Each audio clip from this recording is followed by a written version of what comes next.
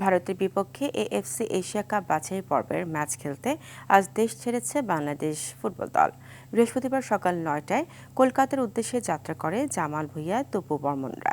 ম্যাচটিতে জয় পেতে আত্মবিশ্বাসী সোহেল রানা। আর দলের প্রধান লক্ষ্য হামজা চৌধুরীর অভিষেকটা রাঙিয়ে তোলা। বিস্তারিত রাফি আমিনের রিপোর্টে। বাংলাদেশের ফুটবল যেন হারানো যৌবন ফিরে পেয়েছে। নয়তো সকাল ৭টায় বিমানবন্দরে ভক্তদের অপেক্ষা আর চিৎকার শেষ কবে দেখেছিল দেশের ফুটবলাররা।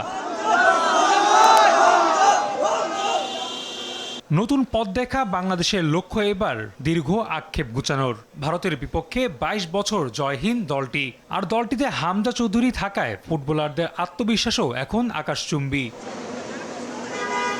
পাশাপাশি লম্বা সময় অনুশীলন ক্যাম্প চলায় নিজেদের বেশ প্রস্তুত মনে করছেন ডিফেন্ডার তপু বর্মন। মানসিকতা কেবল জয়ের। আমাদের ট্রেনিং ক্যাম্পটাও শুরু হয় অনেক আর্লি এবং অনেক সময় নিয়ে। এর জন্য দেখেন আমাদের প্রিপারেশন বলেন এবং আমাদের মেন্টাল টাফনেস বলেন এবং আমাদের চিন্তাধারা বলেন টোটালি ডিফারেন্ট। চিন্তাভাবনা হলো উইনিং মেন্টালিটি। এদিকে দলের সাথে যোগ দিয়েই নিজেকে বেশ মানিয়ে নিয়েছেন হামজা। তাতে দল যেন মাঠে নামবে নতুন রূপে।